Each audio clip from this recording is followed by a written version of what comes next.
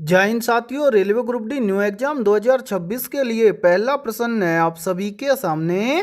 नीचे दिए गए विकल्पों में से संबंधित संख्या को चुनिए। यानी कि ये पहला प्रश्न आप सभी के सामने नंबर एनालॉजी से संबंधित प्रश्न दिया गया है और आपसे पूछा गया है कि जिस प्रकार से 23 का संबंध है 299 के साथ में, उसी प्रकार से 24 का संबंध किस संख्या के साथ में होगा। तो मेरे भाई इस टाइप के प्रश्न को आप एग्जाम में देखते हैं मात्र 2 से 3 सेकंड में कैसे सोल्व करेंगे, तो वो देखिए जब भी इस टाइप का प्रश्न आपको एग्जाम में दिया जाए तो आपको क्या करना है। सबसे पहले आपको यहाँ पर पता करना है कि 23 से यहाँ पर 299 कैसे बना है। यानी कि जिस प्रकार से 23 से यहाँ पर 299 बना है, उसी प्रकार से हम यहाँ पर बताएंगे कि 24 से इस प्रश्नवाचक चिन्ह के स्थान पर कौन सी संख्या आएगी। तो ध्यान से समझिए इस प्रश्न को किस प्रकार से सोल्व किया गया है। तो यहाँ पर देखिए सबसे पहले हम क्या करेंगे, पता करेंगे कि 23 से यहाँ पर 299 कैसे बना है। तो 23 से यहाँ पर 299 लाने के लिए क्या किया गया है, इस 23 का यहाँ पर किया गया है 13 गुना। तो 23 का 13 गुना करेंगे तो यहाँ पर बन जाएगा 299। और ध्यान से देखिए 299 यहाँ पर आप सभी के सामने दिया भी गया है। अब यही सेम लॉजिक हम लगाएंगे इस 24 के अंदर और इस 24 से इस प्रश्न चिन्ह की वैल्यू ज्ञात करेंगे। तो करेंगे क्या, इस 24 से इस प्रश्न चिन्ह की वैल्यू ज्ञात करने के लिए इस 24 का भी हम क्या कर देंगे, 13 गुना कर देंगे। तो 24 का 13 गुना करेंगे तो यहाँ पर आ जाएगा 312। यानी कि इस प्रश्नवाचक चिन्ह के स्थान पर संख्या भरी जाएगी 312। अब हमें देखना है कि संख्या 312 किसी ऑप्शन में दी गई है। तो हाँ सर, संख्या 312 हमें दी गई है ऑप्शन बी के अंदर है। तो पहले प्रश्न के अंदर ऑप्शन बी हो जाएगा सभी का करेक्ट आंसर है। तो उम्मीद करता हूं कि जब भी इस टाइप का प्रश्न आपको एग्जाम में दिया जाएगा तो आप फटाफट से सोल्व कर लेंगे, ठीक है। और मेरे भाई याद रखना ये प्रश्न आरआरबी ग्रुप डी एग्जाम 2025 के अंदर पूछा गया प्रश्न है। और इसी टाइप के प्रश्न आपके रेलवे ग्रुप डी एग्जाम 2026 के अंदर भी हर शिफ्ट के अंदर लगभग 2 से 3 प्रश्न प्रत्येक शिफ्ट के अंदर पूछे जाएंगे, ठीक है। तो चलिए फिर अगला प्रश्न देखते हैं। दूसरा प्रश्न है आप सभी के सामने। नीचे दी गई श्रृंखला श्रेणी में प्रश्नवाचक चिन्ह के स्थान पर कौन सी संख्या आएगी। यानी कि ये दूसरा प्रश्न आप सभी के सामने सीरीज से संबंधित प्रश्न दिया गया है और आपसे पूछा गया है कि इस सीरीज में इस प्रश्नवाचक चिन्ह के स्थान पर कौन सी संख्या आएगी। तो मेरे भाई जल्दी से काम कीजिए, इस क्लास को रोकिए और इस प्रश्न को अपने स्तर से सोल्व करके कमेंट सेक्शन के अंदर कमेंट करके बताइए कि इस प्रश्नवाचक चिन्ह के स्थान पर कौन सी संख्या आएगी। तो उम्मीद करता हूं कि आपने इस प्रश्न को जरूर सोल्व किया होगा। तो आइए देखते हैं कि आपका आंसर क्या आया है। तो मैंने आपको काफ़ी बार बताया कि जब भी आपको एग्जाम के अंदर सीरीज से संबंधित प्रश्न दिया जाए तो आपको क्या करना है, सबसे पहले आपको यह देखना है कि सीरीज में आपको क्या क्या दिया गया है। तो यहाँ पर ध्यान से देखिए सीरीज में हमें सबसे पहले दिया गया है 80, 80 के बाद में दिया गया है 100, 100 के बाद में दिया गया है 122, 122 के बाद में दिया गया है 146, 146 के बाद में दिया गया है 172, 172 के बाद में दिया गया है 200 और 200 के बाद में आपसे पूछा गया है कि इस प्रश्नवाचक चिन्ह के स्थान पर कौन सी संख्या आएगी। तो यहाँ पर ध्यान से देखिए इस सीरीज को किस प्रकार से सोल्व किया गया है। तो यहाँ पर देखिए मेरे भाई सीरीज में सबसे पहले दिया गया है 80, 80 से कितना बन रहा है 100, 80 से 100 कैसे बनेगा। तो यहाँ पर देखिए यदि हम 80 में क्या कर दें प्लस 20 कर दें तो 80 और 20 मिलकर बन जाएगा 100। इसी प्रकार से आगे देखिए 100 से कितना बन रहा है 122 है, तो 100 से 122 कैसे बनेगा। तो यहाँ पर देखिए यदि हम 100 में क्या कर दें प्लस 22 कर दें तो 100 और 22 मिलकर बन जाएगा 122। इसी प्रकार से आगे देखिए 122 से कितना बन रहा है 146 है, तो 122 से 146 कैसे बनेगा। तो यहाँ पर देखिए यदि हम 122 में क्या कर दें प्लस 24 कर दें तो 122 और 24 मिलकर बन जाएगा 146। फिर देखिए 146 से कितना बन रहा है 172 है, तो 146 से 172 कैसे बनेगा। तो यहाँ पर देखिए यदि हम 146 में क्या कर दें प्लस 26 कर दें तो 146 और 26 मिलकर बन जाएगा 172 है। फिर देखिए 172 से कितना बन रहा है 200, तो 172 172 से 200 कैसे बनेगा? तो यहाँ पर देखिए यदि हम 172 में क्या कर दें प्लस 28 कर दें तो 172 और 28 मिलकर बन जाएगा 200। अब इसी प्रकार आपसे पूछा गया है कि इस प्रश्नवाचक चिन्ह के स्थान पर कौन सी संख्या आएगी। तो मेरे भाई इस प्रश्न चिन्ह की वैल्यू ज्ञात करने से पहले नीचे जितनी भी संख्याएं आई हैं इन सभी संख्याओं को ध्यान से देखिए और पता लगाइए यहाँ पर क्या हुआ है। तो ध्यान से देखिए सबसे पहले क्या हुआ +20, उसके बाद में +22, उसके बाद में +24, उसके बाद में +26, उसके बाद में +28 है। यानी कि यहाँ पर हो क्या रहा है सभी के अंदर प्लस हो रहा है तो आगे भी क्या होगा प्लस होगा। कितना प्लस होगा वो देखिए। यहाँ पर देखिए 20 के अंदर +2 कर देंगे 22 हो जाएगा, 22 के अंदर +2 कर देंगे 24 हो जाएगा, 24 के अंदर +2 करेंगे 26 हो जाएगा, 26 के अंदर +2 करेंगे तो 28 हो जाएगा। इसी प्रकार से 28 के अंदर भी +2 करेंगे तो 28 और 2 मिलकर बन जाएगा 30। यानी कि 200 के अंदर +30 कर देंगे तो इस प्रश्न चिन्ह की वैल्यू हमें ज्ञात हो जाएगी। तो यहाँ पर ध्यान से देखिए 200 के अंदर हम क्या कर देंगे +30 कर देंगे। तो 200 के अंदर +30 करेंगे तो 200 और 30 मिलकर बन जाएगा 230। यानी कि इस प्रश्नवाचक चिन्ह के स्थान पर संख्या भरी जाएगी 230। अब हमें देखना है कि संख्या 230 किसी ऑप्शन में दी गई है। तो हाँ सर संख्या 230 हमें दी गई है ऑप्शन डी के अंदर है। तो दूसरे प्रश्न के अंदर ऑप्शन डी हो जाएगा सभी का करेक्ट आंसर है। तो उम्मीद करता हूं कि जब भी इस टाइप का प्रश्न आपको एग्जाम के अंदर दिया जाएगा तो आप फटाफट से सोल्व कर लेंगे। ठीक है, और इसी के साथ में देखिए आप सभी के लिए बहुत ही इंपॉर्टेंट सूचना है। यदि आप पहली बार के अंदर है railway group D new exam 2026 को क्रैक करना चाहते हैं तो हमने आपके railway group D new exam 2026 के लिए ऑल सब्जेक्ट के ऊपर लगभग 25,000 प्लस रामबाण क्वेश्चनों का मास्टर पीडीएफ सेट तैयार किया है। और जितने भी अभ्यर्थी ये कंप्लीट मास्टर पीडीएफ सेट लेना चाहते हैं तो वो सभी अभ्यर्थी हमारे इस व्हाट्सएप नंबर पर कॉन्टैक्ट करके इस कंप्लीट मास्टर पीडीएफ सेट को ले सकते हैं।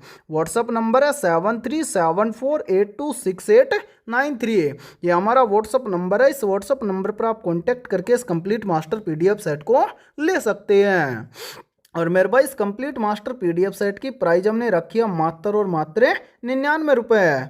यानी कि ये कंप्लीट मास्टर पीडीएफ सेट आपको मिलने वाला है मात्र और मात्र 99 रुपये की फीस के अंदर है। और इस कंप्लीट मास्टर पीडीएफ सेट के अलावा आपको पूरे 15 प्रैक्टिस सेट भी बिल्कुल फ्री के अंदर मिलने वाले हैं। और मैं आप सभी को एक गारंटी के साथ में बोल रहा हूँ यदि आप railway group D new exam 2026 से पहले इस कंप्लीट मास्टर पीडीएफ सेट को अच्छे से तैयार कर लेते हैं तो आप पहली बार के अंदर railway group D new exam 2026 को क्रैक कर जाएंगे। और सभी क्वेश्चन आपको फुल सॉल्यूशन के साथ में मिलने वाले हैं। ठीक है, तो चलिए फिर अगला प्रश्न देखते हैं। तीसरा प्रश्न है आप सभी के सामने। यदि संख्या 86, 41, 72 के प्रत्येक विषम अंक में एक जोड़ा जाए तथा प्रत्येक सम अंक में एक घटाया जाए तो इस प्रकार बनी संख्या में पहले अंक और अंतिम अंक के बीच का अंतर कितना होगा। तो मेरे भाई इस टाइप के प्रश्न को आप एग्जाम में देखते हैं फटाफट से कैसे सोल्व करेंगे तो वो देखिए इस टाइप के प्रश्न को एग्जाम में सोल्व करना बहुत ही आसान होता है। आसानी से सोल्व करेंगे कैसे हो समझिए। यहाँ पर देखिए यहाँ पर हमें एक संख्या दी गई है। संख्या क्या है यहाँ पर देखिए संख्या है 86, 41, 72। ठीक है, बोला गया है कि प्रत्येक विषम अंक में एक जोड़ा जाए तथा प्रत्येक सम अंक में एक घटाया जाए। तो यहाँ पर देखिए 8 क्या है सम अंक है तो 8 में से एक घटाएंगे कितना बचेगा 7 है। उसके बाद में 6 भी क्या है मेरे भाई सम अंक है, सम में से एक घटाएंगे तो 6 में से एक घटाएंगे तो कितना बचेगा 5 है। उसके बाद में 4 भी क्या है 4 भी सम अंक है तो 4 में से एक घटाएंगे कितना बचेगा 3 बचेगा। एक क्या है विषम अंक है, एक के अंदर यानी कि विषम के अंदर एक को जोड़ना है तो एक के अंदर एक को जोड़ेंगे तो बन जाएगा 2।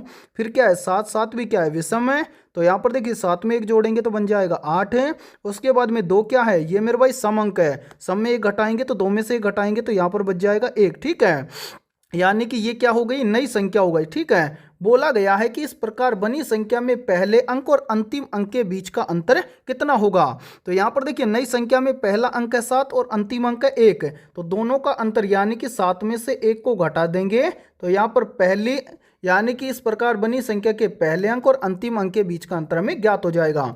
7 में से 1 चला जाएगा कितना बचेगा 6 बचेगा। अब हमें देखना है 6 किसी ऑप्शन में दिया गया है तो हाँ सर 6 में दिया गया है ऑप्शन बी के अंदर है। तो तीसरे प्रश्न के अंदर ऑप्शन बी हो जाएगा सभी का करेक्ट आंसर है। तो उम्मीद करता हूं कि जब भी इस टाइप का प्रश्न आपको एग्जाम में दिया जाएगा तो फटाफट से सोल्व कर लेंगे। ठीक है, तो चलिए फिर अगला प्रश्न देखते हैं। चौथा प्रश्न है आप सभी के सामने। एक निश्चित कूट भाषा में PINK को 2319 के रूप में कूटबद्ध किया जाता है और PICK को 5129 के रूप में कूटबद्ध किया जाता है, तो दी गई कूट भाषा में सी के लिए कूट क्या होगा। यानी कि यह चौथा प्रश्न आप सभी के सामने कोडिंग डिकोडिंग से संबंधित प्रश्न दिया गया है। और मेरे भाई आपके रेलवे ग्रुप डी एग्जाम की प्रत्येक शिफ्ट के अंदर कोडिंग डिकोडिंग से लगभग 3 से 4 प्रश्न प्रत्येक शिफ्ट के अंदर पूछे जाते हैं। तो इस टाइप के प्रश्न को आप एग्जाम में देखते हैं फटाफट से कैसे सोल्व करेंगे, तो वो देखिए यहाँ पर ध्यान से देखिए। आपको बोला गया है कि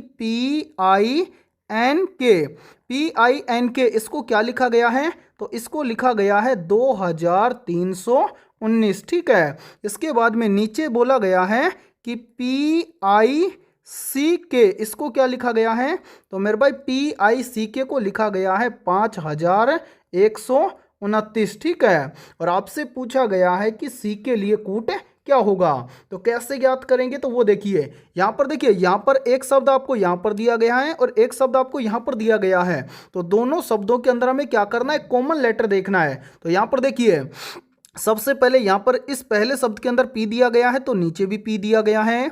उसके बाद में I दिया गया है तो नीचे भी हमें I दिया गया है। उसके बाद में यहाँ पर हमें K दिया गया है तो नीचे भी हमें K दिया गया है। लेटर कौन सा बच गया, तो मेरे पास यहाँ पर ध्यान से देखिए, यहाँ पर लेटर बच गया, यानी कि पहले शब्द के अंदर लेटर बच गया N और दूसरे शब्द के अंदर लेटर बच गया C। इसी प्रकार से यहाँ पर एक संख्या में यहाँ पर दी गई है और एक संख्या में यहाँ पर दी गई है। दोनों संख्या के अंदर हमें क्या करना है, कॉमन अंक देखना है। जैसे यहाँ पर देखिए 2 यहाँ पर हमें दिया गया है तो नीचे भी 2 दिया गया है। यहाँ पर 1 दिया गया है तो नीचे भी 1 दिया गया है। उसके बाद में यहाँ पर 9 दिया गया है तो यहाँ पर भी 9 दिया गया है। संख्या कौन सी बच गई, तो मेरे भाई यहाँ पर देखिए, यहाँ पर संख्या बच गई 5 और यहाँ पर संख्या बच गई 3, यानी कि N के लिए कूट हो गया 3 और C के लिए कूट हो गया 5। हमसे पूछा गया है कि C के लिए कूट क्या होगा, तो मेरे भाई C के लिए कूट होगा 5। अब हमें देखना है कि 5 किसी ऑप्शन में दिया गया है, तो आंसर है 5 हमें दिया गया है ऑप्शन बी के अंदर है। तो चौथे प्रश्न के अंदर ऑप्शन बी हो जाएगा सभी का करेक्ट आंसर है। तो उम्मीद करता हूं कि जब भी आपको एग्जाम के अंदर कोडिंग डिकोडिंग से संबंधित प्रश्न दिया जाएगा तो आप फटाफट से सोल्व कर लेंगे। ठीक है, तो चलिए फिर अगला प्रश्न देखते हैं। पांचवा प्रश्न है आप सभी के सामने। नीचे दिए गए विकल्पों में से संबंधित शब्द चुनिए। यानी कि ये पांचवा प्रश्न आप सभी के सामने एनालॉजी से संबंधित प्रश्न दिया गया है और आपसे पूछा गया है कि जिस प्रकार से कुर्सी का संबंध है लकड़ी के साथ में, उसी प्रकार से कंबल का संबंध के शब्द के साथ में होगा। तो इस टाइप के प्रश्न को आप एग्जाम में देखते हैं मात्र 2 से 3 सेकंड में कैसे सोल्व करेंगे, तो वो देखिए इस टाइप के प्रश्न को सोल्व करने के लिए आपको क्या करना है, सबसे पहले आपको यहाँ पर पता करना है कि कुर्सी का संबंध लकड़ी के साथ में कैसे है। तो देखिए आप सभी को पता है कि कुर्सी किसकी बनी होती है, लकड़ी की बनी होती है। तो इसी प्रकार से आपको यहाँ पर बताना है कि कंबल किसका बना होता है। तो मेरे भाई जिस प्रकार से कुर्सी बनी होती है लकड़ी की, उसी प्रकार से कंबल बना होता है ऊन का, यानी कि इस प्रश्नवाचक चिन्ह के स्थान पर शब्द भरा जाएगा ऊन। अब हमें देखना है कि ऊन शब्द किसी ऑप्शन में दिया गया है, तो आंसर है ऊन शब्द में दिया गया है ऑप्शन सी के अंदर है। तो पांचवें प्रश्न के अंदर ऑप्शन सी हो जाएगा सभी का करेक्ट आंसर है। तो उम्मीद करता हूं कि जब भी इस टाइप का प्रश्न आपको एग्जाम में दिया जाएगा तो आप फटाफट से सोल्व कर लेंगे। ठीक है, तो चलिए फिर अगला प्रश्न देखते हैं। छठा प्रश्न है आप सभी के सामने। डीएनए संरचना का मॉडल किसने दिया था, तो यहाँ पर देखिए इन चारों में से करेक्ट आंसर हो जाएगा सभी का ऑप्शन है डी। डीएनए संरचना का मॉडल दिया था वैज्ञानिक वाटसन और क्रिक ने। तो छठे प्रश्न के अंदर करेक्ट आंसर हो जाएगा सभी का ऑप्शन है डी। और मेरे भाई ये प्रश्न बहुत ही इंपॉर्टेंट प्रश्न है, चाहे तो आप इस प्रश्न का स्क्रीनशॉट भी ले सकते हैं या फिर आप सभी अभ्यर्थी इस प्रश्न को अपनी नोटबुक के अंदर आप नोट भी कर सकते हैं। ठीक है, तो चलिए फिर अगला प्रश्न देखते हैं। सातवां प्रश्न है आप सभी के सामने। जीन का आकार होता है, यानी कि जीन किस आकार के होते हैं। तो यहाँ पर देखिए इन चारों में से करेक्ट आंसर हो जाएगा सभी का ऑप्शन है बी। जीन का आकार होता है सर्पाकार, या फिर हम बोल सकते हैं कि सर्पाकार आकार के होते हैं जीन। तो सातवें प्रश्न के अंदर करेक्ट आंसर हो जाएगा सभी का ऑप्शन है बी। और मेरे भाई इस क्लास के अंदर आप सभी को एंड तक बने रहना है, क्योंकि इस क्लास के अंदर हमने उन्हीं क्वेश्चनों को कवर किया है जो क्वेश्चन आपके railway group D new exam 2026 के लिए इम्पोर्टेंट रहेंगे। ठीक है, तो चलिए फिर अगला प्रश्न देखते हैं। आठवां प्रश्न है आप सभी के सामने। एक कोशिका साइटोप्लाज्म जिस झिल्ली से जुड़ी रहती है वह है। तो यहाँ पर देखिए इन चारों में से करेक्ट आंसर हो जाएगा सभी का ऑप्शन है बी। एक कोशिका साइटोप्लाज्म जिस झिल्ली से जुड़ी रहती है वह है प्लाज्मा झिल्ली। तो आठवें प्रश्न के अंदर करेक्ट आंसर हो जाएगा सभी का ऑप्शन है बी। और मेरे भाई ये प्रश्न बहुत ही इंपॉर्टेंट प्रश्न है, और ये प्रश्न आरआरबी ग्रुप डी एग्जाम 2025 के अंदर पूछा गया प्रश्न है। ठीक है, तो चलिए फिर अगला प्रश्न देखते हैं। नौवां प्रश्न है आप सभी के सामने। प्रकाश वर्ष किसका एकक है। या फिर देखिए इसी प्रश्न को एग्जाम के अंदर घुमाकर ऐसे भी पूछ लिया जाता है। प्रश्न पूछा जाता है कि प्रकाश वर्ष किसकी इकाई है। तो यहाँ पर देखिए इन चारों में से करेक्ट आंसर हो जाएगा सभी का ऑप्शन है बी। प्रकाश वर्ष दूरी यानी कि डिस्टेंस की एक इकाई है। तो नौवें प्रश्न के अंदर करेक्ट आंसर हो जाएगा सभी का ऑप्शन है बी। तो चलिए फिर अगला प्रश्न देखते हैं। 10वां प्रश्न है आप सभी के सामने। निम्नलिखित में से कौन समय की इकाई नहीं है। ऑप्शन ए है प्रकाश वर्ष, ऑप्शन बी है नैनो सेकेंड, ऑप्शन सी है माइक्रो सेकेंड और ऑप्शन डी है सेकेंड। तो यहाँ पर देखिए इन चारों में से करेक्ट आंसर हो जाएगा सभी का ऑप्शन है ए। प्रकाश वर्ष समय की इकाई नहीं है। तो यहाँ पर देखिए 10वें प्रश्न के अंदर करेक्ट आंसर हो जाएगा सभी का ऑप्शन है ए। और मेरे भाई बाकी आप याद रखना, यहाँ पर देखिए नैनो सेकेंड, माइक्रो सेकेंड और सेकेंड, ये तीनों क्या है समय की इकाई है, जबकि जो प्रकाश वर्ष है ये क्या है डिस्टेंस यानी कि दूरी की इकाई है। ठीक है, और यदि ये क्लास आपको पसंद आ रही है तो जल्दी से एक बार इस क्लास को लाइक कर दीजिए। और यदि आप हमारे इस यूट्यूब चैनल से पहली बार जुड़े हैं तो इस यूट्यूब चैनल को कर लीजिए सब्सक्राइब और बेल आइकन को प्रेस करना, ताकि ऐसी शानदार क्लास का नोटिफिकेशन आपको सबसे पहले देखने को मिले। तो चलिए फिर अगला प्रश्न देखते हैं। 11वां प्रश्न है आप सभी के सामने। एमकेएस प्रणाली में बल का एकक है। या फिर देखिए इसी प्रश्न को एग्जाम के अंदर घुमाकर ऐसे भी पूछ लिया जाता है। प्रश्न पूछा जाता है कि निम्नलिखित में से एमकेएस प्रणाली में बल की इकाई क्या है। तो यहाँ पर देखिए इन चारों में से करेक्ट आंसर हो जाएगा सभी का ऑप्शन है बी। एमकेएस प्रणाली में बल का एकक या इकाई है न्यूटन। तो 11वें प्रश्न के अंदर करेक्ट आंसर हो जाएगा सभी का ऑप्शन है बी। तो चलिए फिर अगला प्रश्न देखते हैं। 12वां प्रश्न है आप सभी के सामने। ल्यूमेन किसका मात्रक है। मेरे भाई वेरी वेरी इंपॉर्टेंट प्रश्न है ये, और इस प्रश्न पर आप स्टार जरूर लगा लेना, क्योंकि ये प्रश्न इस बार आपके एग्जाम में 100% पूछा जाएगा। आप सभी से पूछा गया है कि ल्यूमेन किसका मात्रक है। तो यहाँ पर देखिए इन चारों में से करेक्ट आंसर हो जाएगा सभी का ऑप्शन है सी। ल्यूमेन ज्योति फ्लक्स का क्या है मात्रक है। तो 12वें प्रश्न के अंदर करेक्ट आंसर हो जाएगा सभी का ऑप्शन है सी। तो चलिए फिर अगला प्रश्न देखते हैं। 13वां प्रश्न है आप सभी के सामने। ज्योति तीव्रता का मात्रक है। ऑप्शन ए है न्यूटन है, ऑप्शन बी है कैंडेला, ऑप्शन सी है लक्स और ऑप्शन डी है नेपियर। तो यहाँ पर देखिए इन चारों में से करेक्ट आंसर हो जाएगा सभी का ऑप्शन है बी, यानी कि ज्योति तीव्रता का मात्रक है कैंडेला। तो 13वें प्रश्न के अंदर करेक्ट आंसर हो जाएगा सभी का ऑप्शन है बी। और मेरे भाई यहाँ पर देखिए आप सभी के लिए बहुत ही इंपॉर्टेंट सूचना है यदि आप पहली बार के अंदर railway group D new exam 2026 को क्रैक करना चाहते हैं तो हमने आपके railway group D new exam 2026 के लिए ऑल सब्जेक्ट के ऊपर लगभग 25,000 प्लस रामबाण क्वेश्चनों का मास्टर पीडीएफ सेट तैयार किया है। और जो भी अभ्यर्थी ये कंप्लीट मास्टर पीडीएफ सेट लेना चाहता है तो वो सभी अभ्यर्थी हमारे इस व्हाट्सएप नंबर पर कांटेक्ट करके इस कंप्लीट मास्टर पीडीएफ सेट को ले सकता है। व्हाट्सएप नंबर है 7374826893। ये हमारा व्हाट्सएप नंबर है। इस व्हाट्सएप नंबर पर आप कांटेक्ट करके इस कंप्लीट मास्टर पीडीएफ सेट को ले सकते हैं। और मेरे भाई इस कंप्लीट मास्टर पीडीएफ सेट की प्राइस हमने रखी है मात्र और मात्र 99 रुपये।